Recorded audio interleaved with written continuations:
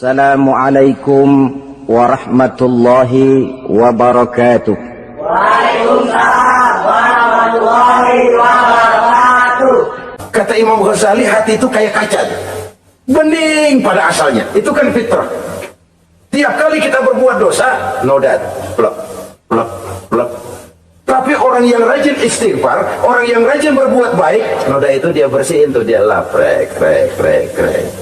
Sehingga kaca ini walaupun dia terkena kotoran, tapi bersih lagi. Kenapa? Rajin dilap, rajin istighfar, rajin berbuat baik untuk menutupi kesalahan. Tapi kalau istighfar tidak berbuat baik, berat, itu nanti itu kotoran-kotoran di kaca itu berubah jadi tieng. Tahu tieng?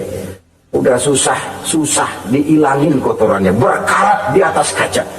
Kalau dosa sudah berkarat di hati, susah dihapus, berat untuk taubat, berat untuk melakukan kebajikan, itu sudah kerugian besar buat kita semua. Orang yang baik bukan orang yang tidak pernah salah. Orang yang baik adalah orang yang kalau dia berbuat salah dia sadar, dijadikannya pelajaran untuk tidak diulanginya lagi pada masa yang akan datang. Manusia dalam Islam tidak dilahirkan dengan dosa, tidak. Manusia bertanggung jawab terhadap perbuatannya sendiri-sendiri. Oleh karenanya, apabila kita terjatuh berbuat salah, cepatlah adakan perbaikan. Orang yang bertakwa dihapuskan kesalahannya oleh Allah, dilakukan pemutihan. Ya sama juga televisi lah. Kita dulu udah lupa bayar, kelamaan numpuk. Akhirnya kan kata petugas, yang bulan ini bayar aja dah, yang bulan ini aja dah, yang lain mau pemutihan. Kenapa? Dia sudah lihat kita punya tanda-tanda baik, pengen membayar dengan sebagaimana mestinya. Dan ketakwaan kepada Allah.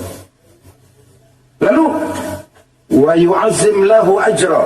Orang yang bertakwa itu diperbesar pahala kebaikannya. Masya Allah. Sudah dosa saya percaya kepada sesuatu yang saya mengerti, sesuatu yang boleh dipelajari sejak TK sampai perguruan tinggi, sejak anak-anak sampai kakek nenek. Saya bukan percaya kepada sesuatu yang saya tidak mengerti tapi yang harus saya percaya.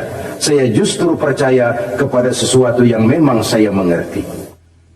Saudara-saudara, demikianlah bahwa Tuhan dalam Islam adalah Tuhan yang terbuka, rasional, boleh dipelajari sejak kakek-kakek sampai anak-anak, sejak TK sampai kepada perguruan tinggi. Lalu yang kedua, masih menurut kata dia, saya adalah pengagum Amerika, dia bilang, sebagai penegak hak-hak asasi manusia, sebagai pahlawan demokrasi, yang pagi-pagi sudah mencanangkan di dalam dia punya Declaration of Independence bahwa semua manusia dilahirkan sama, all men are created equal. Saya kagum dengan itu. Sampai pada satu saat, menurut cerita dia, saya berada di New York. Saya mau masuk sebuah restoran. Saya tertegun ketika saya akan masuk. Di pintu restoran itu tertulis white only. White only. Hanya melayani kulit putih. Artinya sing kulite ireng minggir. Saya gelo, saya nelongso, bahasa Inggrisnya. Katanya all men are created equal. Semua manusia dilahirkan sama. Nah ini kok tegel-tegele. Kok sampai hati bikin tulisan hanya melayani kulit putih. Sampai saya melihat dalam Islam ini betapa si kulit putih dan si kulit hitam duduk saling berdampingan. Masjid menjadi simbol semangat kebersamaan mereka. Siapapun masuk masjid, buka sepatu. Di sana mereka menghadap ke arah yang sama, menyembah Allah Tuhan yang sama, mengikuti cara Rasul yang sama, melakukan gerak yang sama, membaca bacaan yang sama, dengan bahasa yang sama. Persaudaraan seperti inilah yang lama saya dambakan. Ini kenapa saya memilih Islam. Saudara-saudara kaum muslimin, saya ingin menggunakan cerita ini sebagai pengantar bahwa salah satu misi Islam memang membebaskan manusia dari ras diskriminasi. Nabi menyatakan, "Innallaha la yanzuru ila suwarikum wa amwalikum, walakin yanzuru ila qulubikum wa a'malikum." Sungguh Allah tidak melihat tampangmu, Allah tidak melihat potonganmu, Allah juga tidak melihat hartamu. Yang Allah lihat adalah hati dan amal perbuatanmu. Islam membebaskan manusia dari ras diskriminasi. Dari manapun orang datang, apapun warna kulitnya, dari suku apapun ia dilahirkan, akidah mengikatnya dalam satu persaudaraan yang mesra, persaudaraan Islam. Nilai manusia dengan demikian bergantung kepada ketakwaannya. Takwa, seperti kita tahu, adalah bahasa Quran yang sudah menjadi bahasa kita. Sedemikian sering kalimat ini dipakai, sampai-sampai ia mengalami pergeseran dari arti yang sebenarnya. Takwa, sejauh yang kita baca dari peninggalan para ulama kita, mempunyai konotasi imtithalul awamir wajtinabun nawahi. Melaksanakan seluruh yang diperintah Allah dan meninggalkan semua yang dilarangnya. Apa perbedaan prinsipnya? Kalau melaksanakan perintah itu sesuai dengan kemampuan, tapi menjauhi larangan itu mutlak. Enak kalau ada ayat jauhilah larangan Allah semampu kamu, enak. Yang semampu kita itu melaksanakan perintah, tapi kalau sudah meninggalkan larangan mutlak, jauhi, tinggalkan. Disitulah nilai ketakwaan seseorang. Ini kan enggak, karena takwa digunakan oleh semua orang, akhirnya artinya bergeser. Semua ngomong takwa. Pejabat kalau dilantik bertakwa, sampai membleh bertakwa. Setelah pelantikan takwa ngalor dia ngidul. Harus dikembalikan kepada pengertian asalnya. Takwa itu adalah komitmen seseorang kepada perintah Allah dan komitmen meninggalkan yang dilarangnya sesuai dengan kemampuan. Di situ nilai manusia dalam pandangan Allah. Yang tadi Nabi katakan, Allah nggak lihat potongan kita, Allah nggak lihat harta kita. Yang Allah lihat adalah hati dan amal perbuatan, dan itulah takwa itu. Maha benar Allah dengan firman-Nya yang menyatakan, inna akramakum indallahi atqakum. Yang paling mulia di antara kamu dalam pandangan Allah adalah orang yang paling bertakwa kepadanya. Sering sekali sekarang ini kalimat agama digunakan untuk maksud yang tidak sama dengan maksud agama. Ya contoh kalimat takwa ini. Atau misalnya kita baca iklan, telah berpulang ke rahmatullah dengan tenang. Kalau dengan tenangnya sih boleh, dah mana ada orang mati kelojotan. Tenang. Tapi ke rahmatullah. Rahmatullah itu kan artinya kasih sayang Allah. Kasih sayang Allah itu kan surga. Kalau bajingan mati, enggak ke rahmatullah pulangnya. Kalau mau jujur mestinya telah pulang ke neraka. Kalau mau jujur, kalau mau pakai bahasa netral sopan, telah berpulang. Begitu sajalah. Pulang kemana? Ya sesuai dengan amalan dia. Tapi kita kadang salah kaprah menggunakan kalimat rahmatullah untuk yang tidak baik. Termasuk di dalamnya penggunaan kalimat takwa ini. Padahal disinilah nilai manusia dalam pandangan Allah. Kalau manusia dinilai dari potongannya, bintang film nomor 1 masuk surga. Kalau manusia dinilai dari hartanya, konglomerat nomor 1, kita mau belakangan, buncit banget gitu. Allah maha benar. Yang paling mulia di antara kamu dalam pandangan Allah, yang paling bertakwa kepadanya. Nah, apa sih sifat-sifat orang takwa itu? Ini yang akan kita bicarakan pada pertemuan kali ini. Berangkat dari surah Al-Baqarah ayat 3 sampai dengan ayat 5, kita akan melihat 5 tanda orang-orang takwa itu. Apa dia? Pertama, allazina yu'minuna bil ghaib. Orang yang bertakwa adalah orang yang beriman kepada hal-hal yang gaib. Kita tahu bahwa yang ada ini kan cuma 2 saja pada hakikatnya. Pertama Allah, dan yang kedua alam. Allah adalah apa yang selain alam. Yang selain alam itu ya Allah namanya. Allah itu bukan alam, dan alam bukannya Allah. Allah disebut Khalik, alam disebut makhluk. Kemudian alam ini kan ada 2 macam. Ada alam nyata, ada alam gaib. Ada alam syahadah, ada alam gaib. Alam nyata kita sebut dengan alam fisika, dan alam gaib kita namakan dengan alam metafisika. Termasuk dalam alam gaib ini kita wajib beriman. Akhirat, alam gaib, kita percaya akhirat itu ada. Alam kubur, alam gaib, kita yakini keberadaannya. Malaikat, alam gaib. Jin, alam gaib. Setan, genderuwo, memedi, kuntilanak, tuyul. Kita percaya kepada iblis, percaya bahwa iblis itu ada. Kita percaya kepada malaikat, percaya bahwa malaikat itu ada. Dan kepercayaan ini sudah nature. Kalau kita lihat dalam dunia animisme, orang dahulu menyembah pohon sebenarnya kan karena dia percaya bahwa pohon punya kekuatan. Kekuatan itu yang disembah untuk mengharap manfaatnya atau terhindar dari bahaya yang bisa ditimbulkannya. Orang menyembah api karena percaya di balik api itu ada kekuatan. Orang menyembah lautan begitu, orang menyembah gunung begitu. Nah, Islam mengarahkan ini kepada hal-hal yang lebih konkret. Percaya kepada alam gaib, bahwa di balik alam nyata ini ada alam yang tidak nyata. Apakah itu namanya akhirat, alam barzah, malaikat, jin, itu semua termasuk di dalam alam yang gaib. Orang yang bertakwa, alladzina yu'minuna bil gaib, dia percaya kepada yang gaib-gaib itu. Percaya tentang adanya. Bukan percaya kepada iblis lalu ngikutin si iblis, bukan. Kita percaya yang namanya iblis itu ada, setan itu ada, jin itu ada, malaikat itu ada, alam kubur itu ada. Sebagai makhluk yang diciptakan oleh Allah, dan Allah sebagai khalik. Baik alam syahadat, baik alam gaib, penciptanya tetap Allah subhanahu wa ta'ala. Allah menciptakan siang, Allah ciptakan malam, Allah ciptakan yang baik, Allah ciptakan yang tidak baik. Apa perlunya? Ada manfaatnya untuk keseimbangan dalam alam ini. Manusia kan diberikan kebebasan, bahwa segala sesuatu sudah ditentukan Allah memang, tapi kan tidak diberitahukan ke kita. Alam naj'al lahu 'ainaini wa lisana wa syafatain. Bukankah kami berikan kamu dua mata, dua telinga, lidah? Bukankah kami berikan kamu kemampuan untuk berpikir? Kami berikan ketunjukan dua jalan yang baik, yang tidak baik.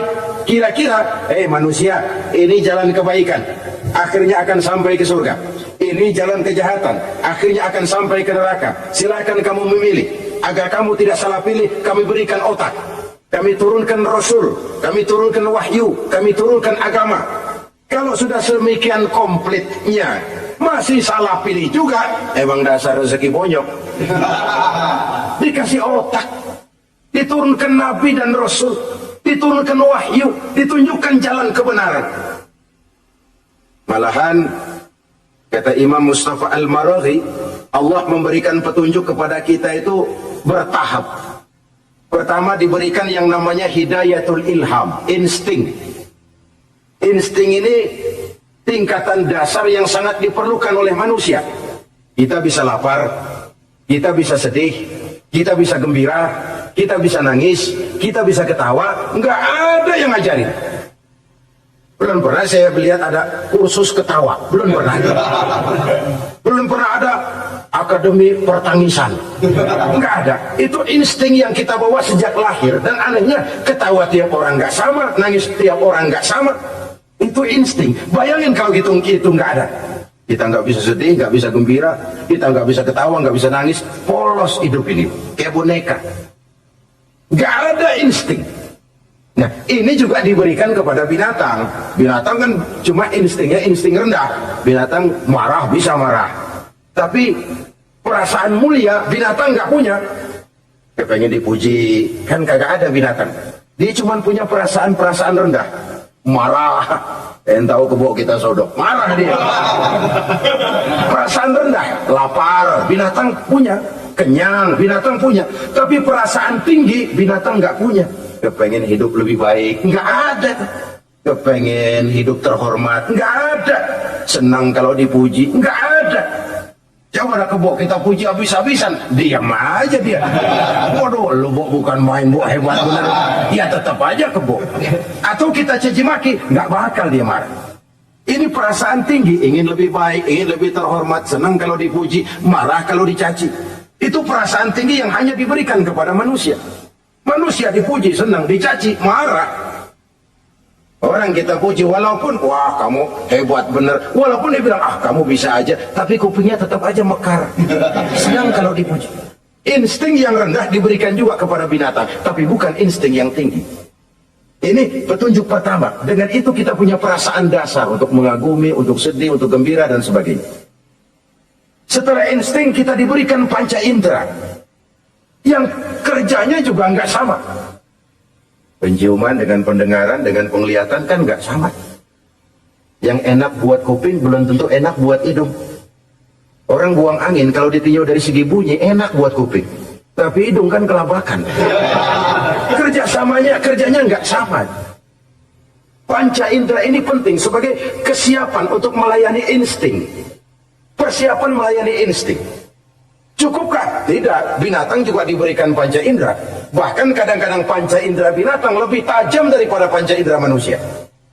Nah, lalu diberikan yang ketiga. Ini yang membedakan manusia dari binatang. Apa? Hidayah berupa akal, pikiran.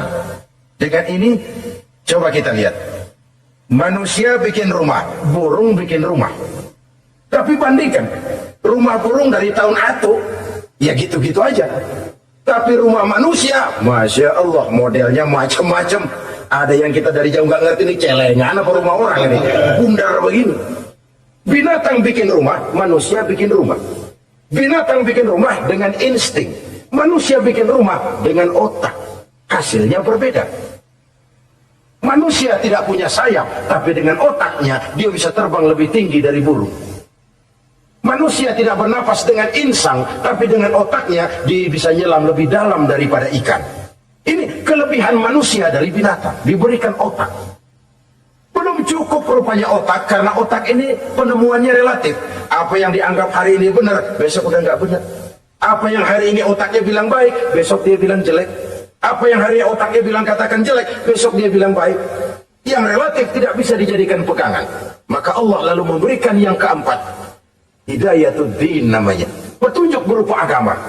Diberikan insting, diberikan panca indera, diberikan otak, lalu diberikan agama.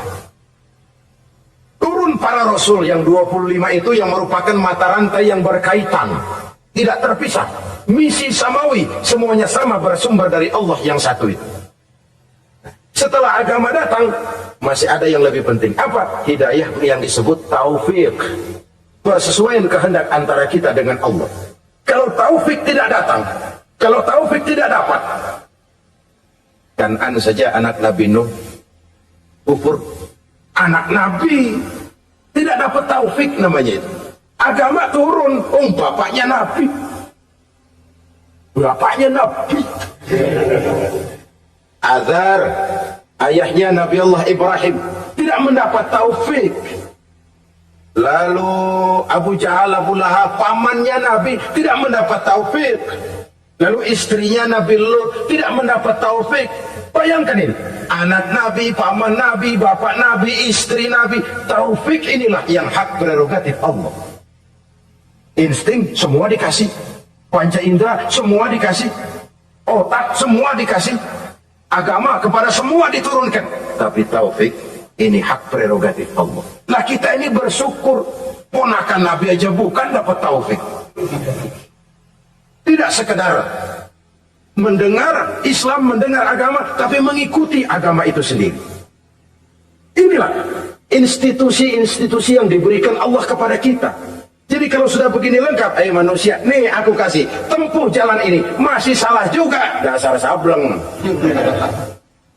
Pantas kalau Allah mengadili, pantas kalau Allah memberikan sanksi. Kenapa? Rasul udah turun, otak dikasih, panca indera dikasih, peringatan dikasih, masih salah juga, pantas dong kalau diadili. Kecuali kalau Allah nggak nurunin apa-apa, hidup dah selagu-lagu lu sono, mau guling mau upak terserah deh. Kalau begitu lalu ada pengadilan, nggak adil. Ini institusinya lengkap kok. Pantas kalau Allah mengadakan pengadilan di akhirat. Pantas kalau Allah meminta kita pertanggungan jawab. Komplit begini rupa. Ya, termasuk di dalamnya kita percaya kepada yang gaib ini. Bahwa ada yang tidak nyata di balik yang nyata ini. Ada yang kita percaya kebaikannya, ada yang kita percaya sekedar percaya saja. Kayak setan, iblis, kita percaya adanya, tapi kan nggak wajib ngikuti. Termasuk mempelajari ilmu-ilmunya setan, ilmu-ilmunya iblis. Tenung, santet, nujum-nujuman, ramal-ramalan, itu kan ilmu-ilmunya setan, ilmu-ilmunya iblis. Belajar saja pun jangan. Belajar saja pun nggak boleh, apalagi sampai mengamalkannya. Karena tatkala kita belajar, apalagi mengamalkan, kita sudah bersekutu dengan setan dan iblis. Na'udzubillah summa na'udzubillah. Ini yang pertama. Jadi orang yang bertakwa itu sifatnya yang pertama, dia percaya kepada yang gaib. Di balik yang nyata ada yang tidak nyata. Saudara-saudara, jangankan yang alam seperti ini ya, alam kubur, alam akhirat, masih di alam nyata ini saja ada sesuatu yang hanya kita bisa rasakan tapi nggak bisa kita lihat, nggak bisa kita pegang. Contohnya angin, ada tuh kita rasain tapi kan nggak bisa kita pegang. Bentuknya bagaimana kita nggak tahu. Oh merah pak, kenapa? Buktinya dikerok. Itu mah merah kerokan, bukan warna angin merah. Sesuatu yang ada tapi hanya bisa kita rasakan. Pedas, makan cabai pedas. Pedas itu ada, tapi kan abstrak. Mana sih pedasnya? Nggak bisa kita pegang, nggak bisa kita lihat, tapi kita rasain. Oh itu yang hijau mah cabai, mam. Pedasnya mana pedasnya? Sesuatu yang cuma ada rasa, tanpa bentuk, tanpa bisa kita jamah. Ini satu langkah untuk mengantar kita memahami yang gaib. Yang masih dalam alam nyata saja ada sesuatu yang kita cuma merasakan adanya, tapi kita nggak bisa lihat, kita nggak bisa pegang. Makanya ada orang tanya, Pak, itu kalau orang mati dibacain Fatihah di sono apa pahalanya nyampe tuh? Saya jawab, kalau ente nggak percaya mati dulu dah. Mati dulu bacain Fatihah, tungguin di sono. Kalau nggak nyampe balik lagi kemari. Bang, bagaimana hal-hal yang kayak begitu? Wong sholat saja kita nggak tahu sholat kita diterima atau tidak oleh Allah.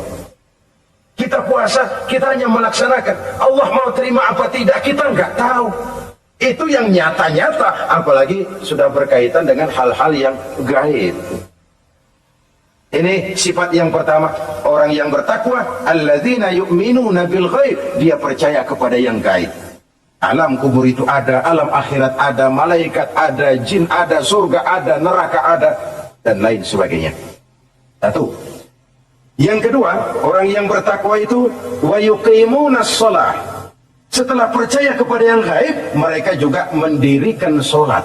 Nah, mari kita lihat ayatnya. Selalu yang berkaitan dengan sholat itu kalimatnya yuqimunas shalah, mendirikan sholat, bukan mengerjakan. Gak ada ayat i'malis sholat, if'alis sholat, kerjakan sholat, gak ada. Selalu aqimis sholat, dirikan sholat. Kenapa? Kata para ulama, kalimat mendirikan ini mengandung makna istimrar, mengandung arti kontinuitas, ada kelanjutan.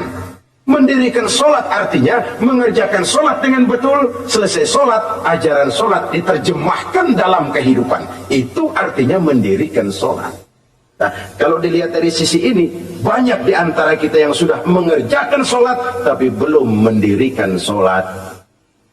Sebab mendirikan istimrar, ada kesinambungan. Selesai sholat, ajaran sholat diterjemahkan di tengah-tengah kehidupan bermasyarakat.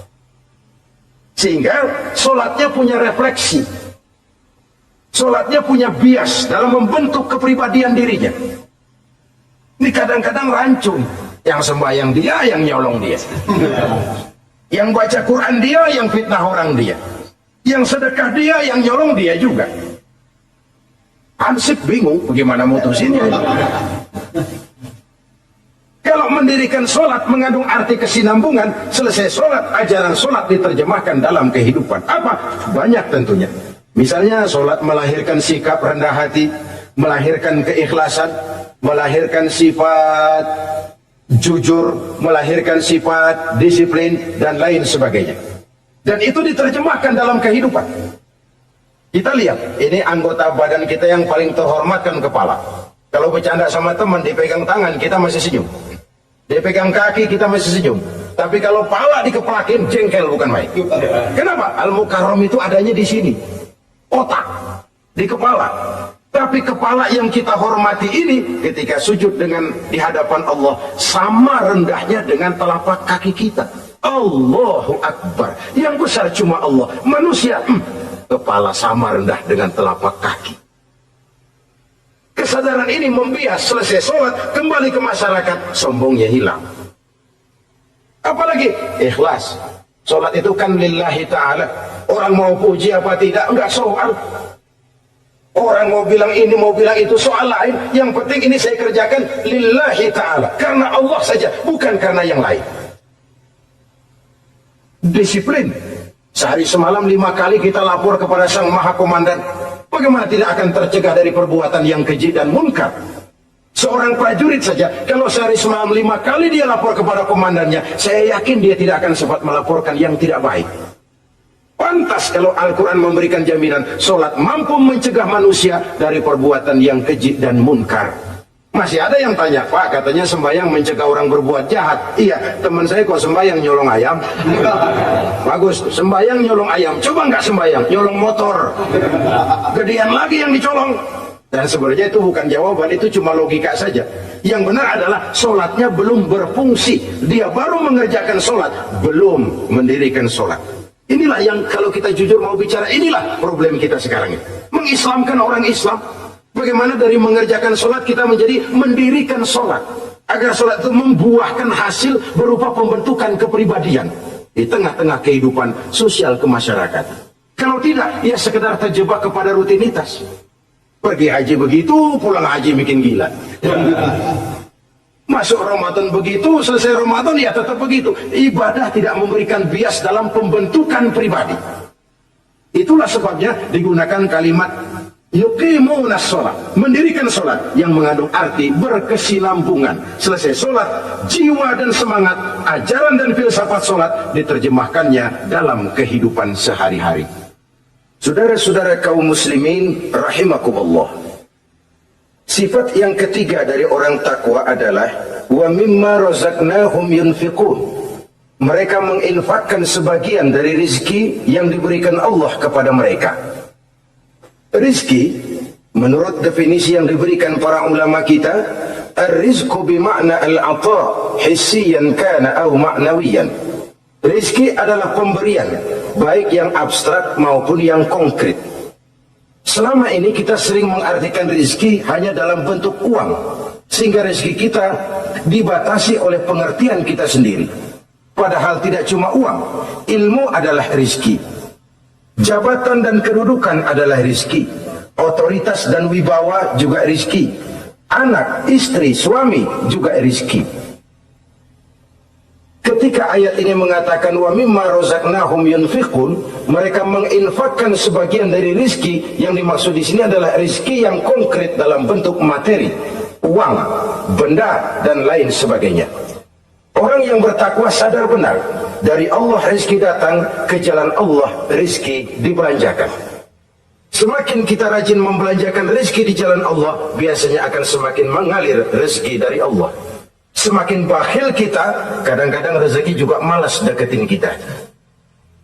Yang keempat, orang yang bertakwa itu alladzina yu'minuna bima unzila ilaika wa ma unzila min qablik.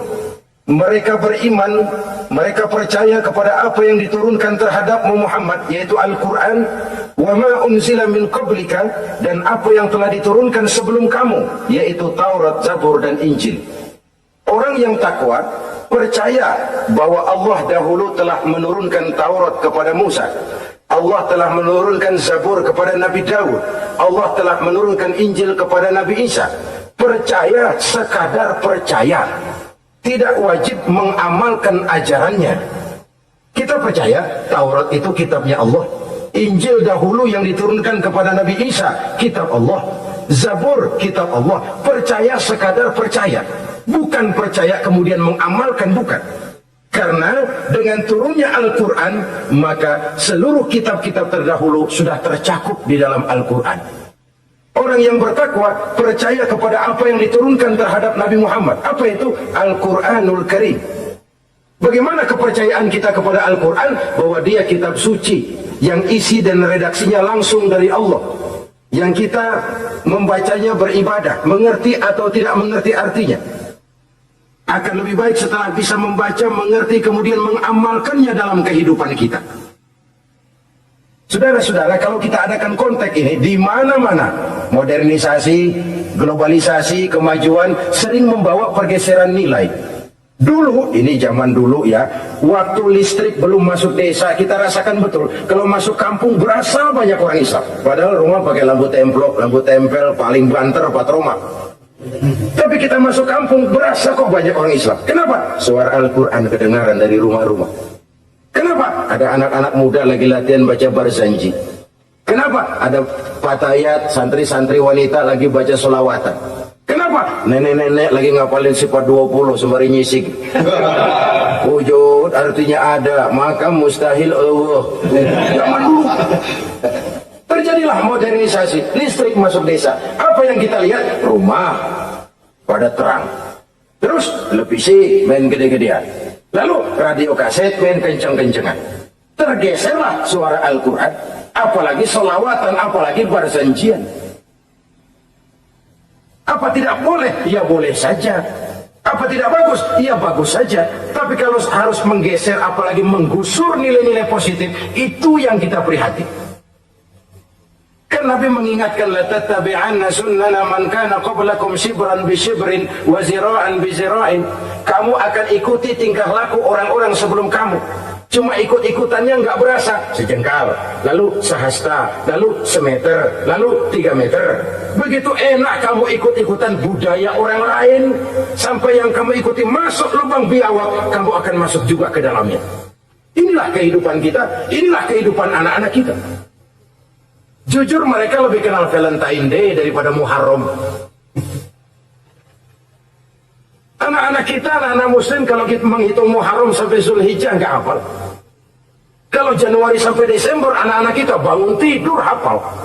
Muharram sampai Zulhijjah, jangan anaknya, bapaknya keder. Kita hanyut oleh budaya-budaya yang, ya bukan saya katakan bukan tidak baik, tapi kalau harus menggeser, apalagi menggusur yang ada kaitannya dengan nilai agama, ini kan ironi. Ikut-ikutan kita sejengkal, semeter, sampai yang diikutin masuk lubang biawak, udah kadang asing ikut, ya ikut juga nyemplung ke dalamnya.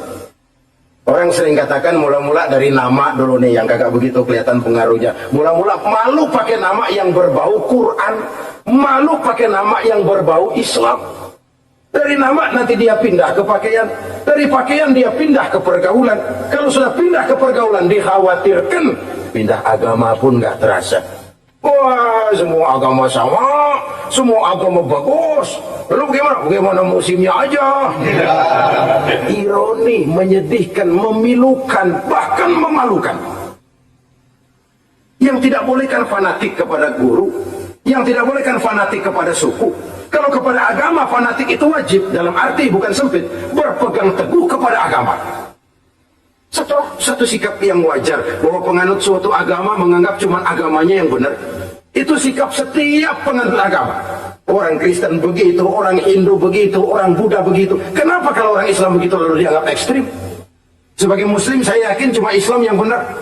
Kristen juga akan bilang begitu. Kristen yang benar, Buddha juga akan bilang begitu. Ini fanatisme dan wajar penganut suatu agama menganggap cuma agamanya yang benar. Yang lain juga bersikap begitu, tapi kalau Islam saja yang bilang ekstrim katanya. Dunia internasional sendiri kadang-kadang kalau sudah ekstremis, teroris, kok cepat sekali alamatnya ke Islam. Saudara-saudara kaum muslimin rahimakumullah, saya kembali kepada soal kita. Begitu enak kamu ikut-ikutan, yang kamu ikuti masuk ke lubang biawak, kamu akan ikut juga masuk ke dalamnya. Maka hati-hati bergaul, maka hati-hati memilih teman, maka baik teman pergaulan, lebih-lebih teman hidup.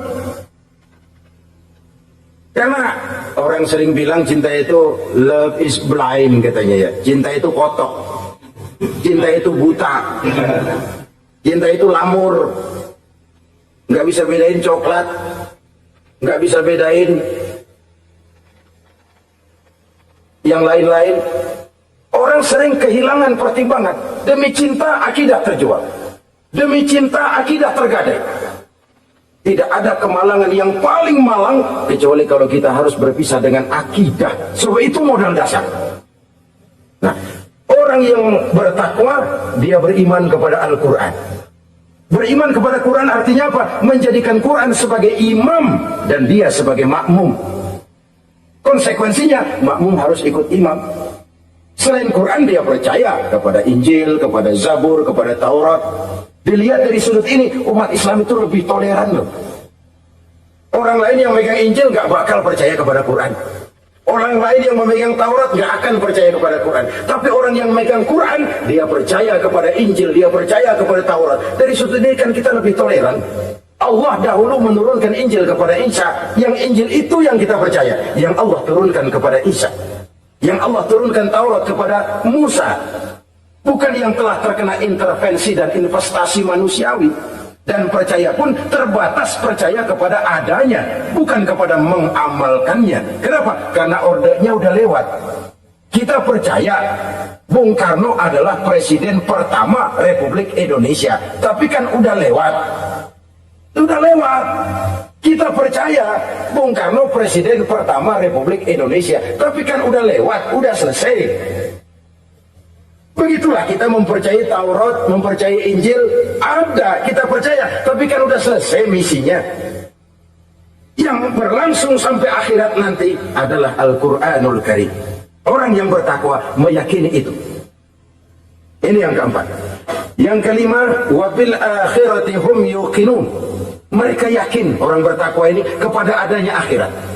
Kalau itu kan gampang, semua orang juga yakin. Loh, bukan sekedar yakin, sekedar percaya. Ya, percaya kepada Allah, percaya kepada akhirat, pokoknya percaya. Bagaimana? Ya begitu, pokoknya percaya. Bukan itu. Kepercayaan yang memberikan refleksi. Iya ya, akhirat ada.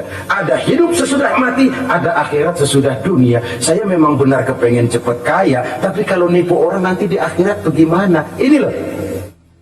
Saya memang benar kepengen cepat naik pangkat, tapi kalau mesti jilat atas, injak bawah, sikut kiri kanan, teman jadi lawan, lawan jadi teman, di akhirat saya bagaimana?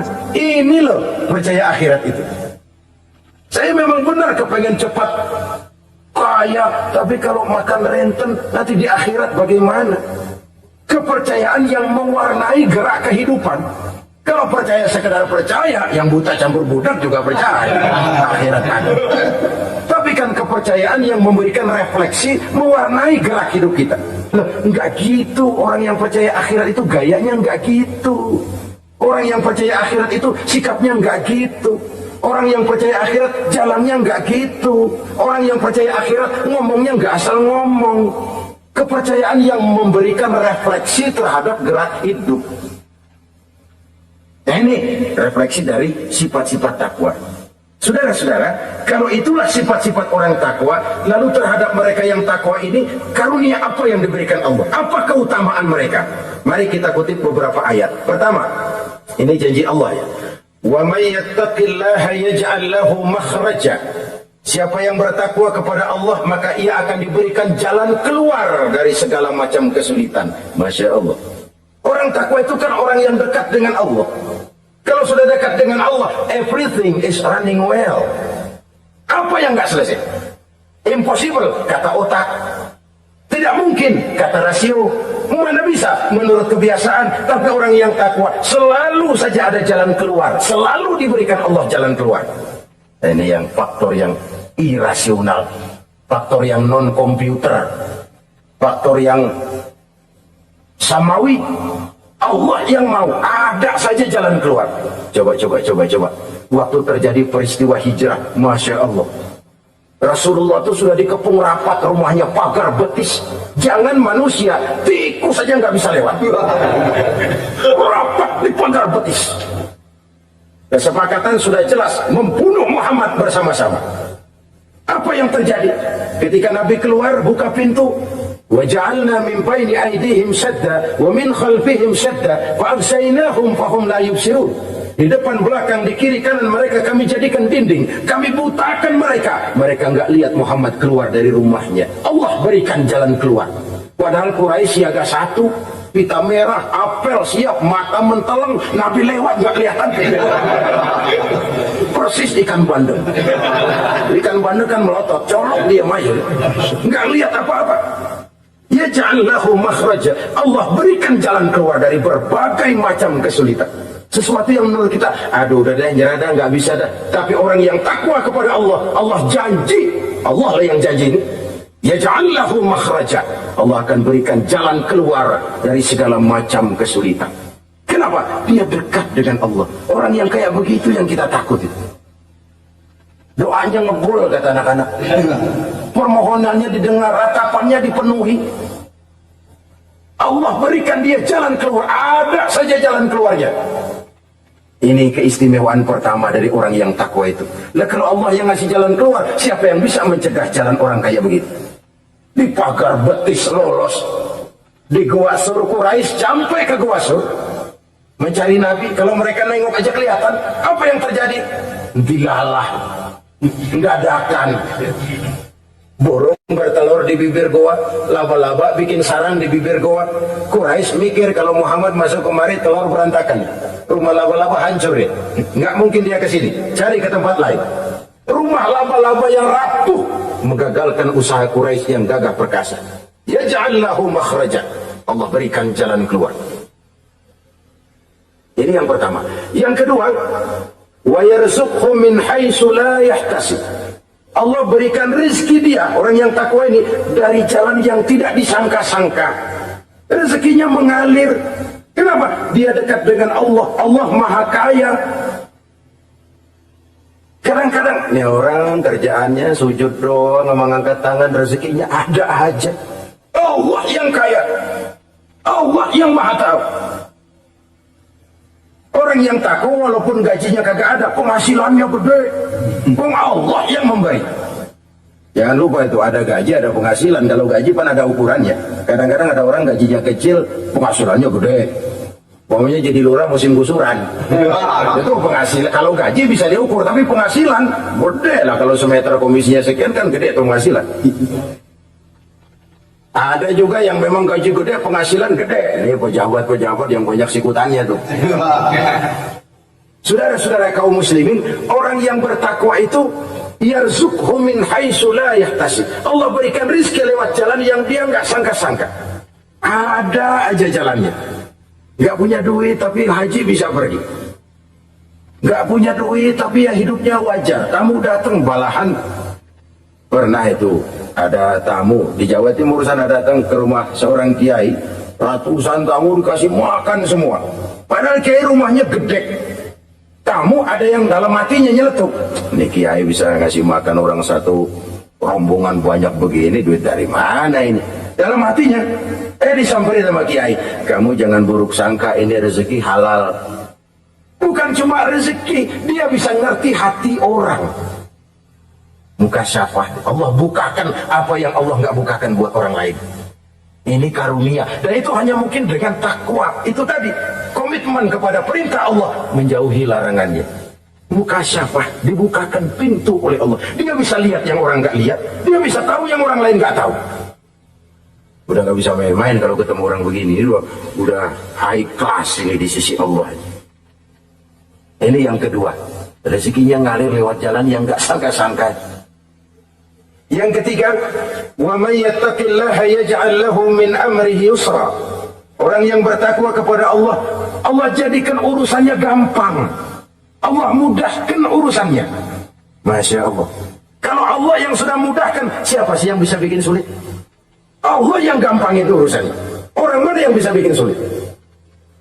Boleh manusia merencana, mempersulit, memblokir segala macam. Tapi kalau Allah gampangin, jalan tuh urusan. Boleh manusia merancang, tapi kalau Allah mau, apa yang nggak mungkin? Satu kampung orang mau jatuhin kita, kalau Allah mau angkat, naik. Satu negara orang mau naikin kita, kalau Allah mau turunin, nyungsep. Tu'izzu man tasya wa tuzillu man tasya. Allah muliakan siapa yang dikehendakinya, Allah rendahkan siapa yang dikehendakinya. Saudara-saudara kaum muslimin rahimakumullah, dimudahkan urusan orang yang takwa itu. Jadi kalau ingin urusan kita dimudahkan oleh Allah, konsepnya cuma takwa. Kembali kepada komitmen, laksanakan yang diperintah, jauhi yang dilarang. Itu saja. Apalagi keutamaan orang takwa itu, wa may yattaqillaha yukaffir anhu sayyi'atihi wa yu'azzim lahu ajra. Siapa yang bertakwa kepada Allah, dihapuskan segala kesalahannya yang sudah lalu. Masya Allah. Dihapuskan kesalahannya. Bahwa manusia punya salah, ya manusiawi. Tapi ada hadis menyatakan, ikuti perbuatan salahmu dengan kebaikan. Niscaya kebaikan itu akan menghapus kesalahan kamu. Kalau dulu kita makan harta orang dengan zalim, kita nggak sempat minta maaf tuh orang udah mati. Bagaimana caranya? Perbanyak sedekah. Mudah-mudahan sedekah ini menutupi kesalahan kita yang lalu memakan harta orang dengan cara yang zalim. Ikuti perbuatan salah dengan kebaikan. Niscaya kebaikan itu akan menghapus kesalahan kamu. Nah ini orang yang bertakwa dihapuskan kesalahannya oleh Allah. Direhabilitir. Dia lakukan pemutihan. Yang melakukan pemutihan Allah. Kalau dosa sudah dihapuskan, Masya Allah. Coba. Ada hadis menyatakan, siapa orang baca Bismillahirrahmanirrahim, maka dia bisa lewat di atas air. Beku itu air. Bismillah saja bisa jalan di air. Ini bismillahnya orang yang bagaimana? Nih. Bismillahnya orang yang bobotnya ringan. Bobotnya ringan, dia bisa jalan di air. Kenapa bobotnya ringan? Dosanya pemutihan. Model kita 16 kali baca bismillah, lewat di empang kelelep aja. Bobot kita kelewat berat oleh lapisan-lapisan dosa. Makin banyak dosa, makin berat bobot. Karena bagaimana kita mau mendapat kemudahan dari berbagai urusan? Dong dosa kita berlipat-lipat. Kata Imam Ghazali, hati itu kayak kaca. Bening pada asalnya. Itu kan fitrah. Tiap kali kita berbuat dosa, noda, plek. Tapi orang yang rajin istighfar, orang yang rajin berbuat baik, noda itu dia bersihin tuh, dia lap, rek. Sehingga kaca ini, walaupun dia terkena kotoran, tapi bersih lagi. Kenapa? Rajin dilap, rajin istighfar, rajin berbuat baik untuk menutupi kesalahan. Tapi kalau istighfar tidak berbuat baik berat, itu nanti itu kotoran-kotoran di kaca itu berubah jadi tieng. Tahu tieng? Udah susah diilangin kotorannya, berkarat di atas kaca. Kalau dosa sudah berkarat di hati, susah dihapus, berat untuk taubat, berat untuk melakukan kebajikan, itu sudah kerugian besar buat kita semua. Orang yang baik bukan orang yang tidak pernah salah. Orang yang baik adalah orang yang kalau dia berbuat salah dia sadar, dijadikannya pelajaran untuk tidak diulanginya lagi pada masa yang akan datang.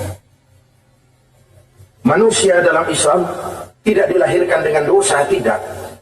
Manusia bertanggung jawab terhadap perbuatannya sendiri-sendiri. Oleh karenanya, apabila kita terjatuh berbuat salah, cepatlah adakan perbaikan. Orang yang bertakwa dihapuskan kesalahannya oleh Allah, dilakukan pemutihan. Ya sama juga televisi lah. Kita dulu udah lupa bayar, kelamaan numpuk. Akhirnya kan kata petugas, yang bulan ini bayar aja dah, yang bulan ini aja dah, yang lain mah pemutihan. Kenapa? Dia sudah lihat kita punya tanda-tanda baik, pengen membayar dengan sebagaimana mestinya. Dari ketakwaan kepada Allah. Lalu wa yu'azzim lahu ajra.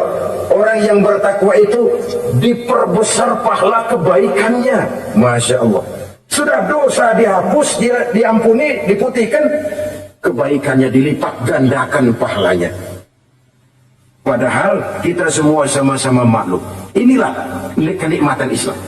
Kalau kita berbuat jahat, dibalas dengan yang setimpal. Kalau kita berbuat baik, dibalas berlipat ganda. Wallahu yudha'ifu liman yasha. Allah melipat gandakan pahala kebaikan bagi orang yang dikehendakinya. Alangkah pemurahnya Allah. Dosa kebaikan berlipat ganda, dosa kesalahan seimbang dengan kesalahan itu. Karena itu kata para ulama sufi, kalau kamu berbuat jahat, jangan lihat besar kecilnya, tapi lihat kepada siapa kejahatan kamu lakukan. Kalau kamu mendapat kebaikan, jangan lihat besar kecilnya, tapi lihat siapa yang ngasih kebaikan itu. Kecil dosa kita lakukan, tapi kepada Allah. Sedikit karunia yang kita terima, Allah yang ngasih. Logikanya begini. Saya ketemu menteri, dikasih duit 5.000 perak, 5.000 rupiah. Karena yang ngasih menteri, itu duit barangkali saya jadiin jimat. Nggak saya belanja-belanjain. Saya simpen. Kenapa? Buat bangga-banggaan, buat cerita-ceritaan. Saya ketemu menteri masa nih 5.000 perak dikasih. menteri yang ngasih 5.000 rupiah, saya simpan, saya jadikan kebanggaan. Bagaimana kalau yang ngasih Allah, yang serba maha kaya, maha adil, maha tahu, kita lupakan. Akaltum ni'mata rabbikum walam tashkurulah. Tiap saat kita namakan nikmat Allah, tapi kita lupa bersyukur kepadanya. Padahal Allah janjikan, makin kamu pandai bersyukur, makin aku tambah nikmatku. Tapi kalau kamu tidak pandai bersyukur, awas, azabku itu amat pedih. Jadi azab, nikmat maksud saya, bisa berubah menjadi azab kalau kita tidak pandai mensyukurinya. Saudara-saudara kaum muslimin rahimakumullah, dari uraian singkat ini saya ambil beberapa catatan utama. Pertama, nilai manusia dalam pandangan Allah adalah ketakwaannya. 14 abad yang lalu, sebelum orang teriak-teriak tentang hak asasi, Rasulullah sudah mencanangkan semangat persamaan ketika beliau bersabda, "An-nasu kulluhum li Adam, wa Adam min turab, la fadla li Arabiyyin ala ajamiyyin illa bitaqwa." Seluruh manusia berasal dari Adam. Adam diciptakan dari tanah. Tidak ada kelebihan Arab dengan yang bukan Arab kecuali takwanya. Di situ nilai manusia dalam pandangan Allah. Takwa bukanlah kulit. Wah, itu kalau sorbannya paling gede berarti paling takwa. Belum tentu. Wah, tasbihnya panjang-panjang. Belum tentu. Oh, jenggotnya jengser. Belum tentu. Wah, kumisnya tebal. Buat nyaring kopi kali. Itu kulit. Kulit perlu, tapi isi jauh lebih penting. Sehingga Nabi katakan, at-taqwa hahuna. Takwa itu di sini, di sini, di sini. 3 kali. Di hati. Bukan di serban, bukan di tasbih, bukan di sajadah, bukan di sarung. Di sini, di situ takwa. Penggeraknya adalah hati. Dan untuk itu Allah menyediakan fasilitas keutamaan. Diberikan jalan keluar dari berbagai kesulitan, diberikan rizki dengan jalan yang tidak disangka-sangka, dihapuskan kesalahannya, dimudahkan usahanya, diperbesar pahala kebajikannya. Karena itu, untuk mengejar posisi di hadapan Allah, tidak lain adalah takwa. Allah tidak bedakan manusia dari keturunannya, warna kulitnya, tapi dari ketakwaannya kepada Allah. Orang yang takwa disebut muttaqin, dan itulah nilai tertinggi manusia di hadapan Allah Subhanahu wa ta'ala. Semoga kita diberikan kekuatan untuk mencapai martabat takwa ini dan mendapat keutamaan-keutamaan seperti yang dijanjikan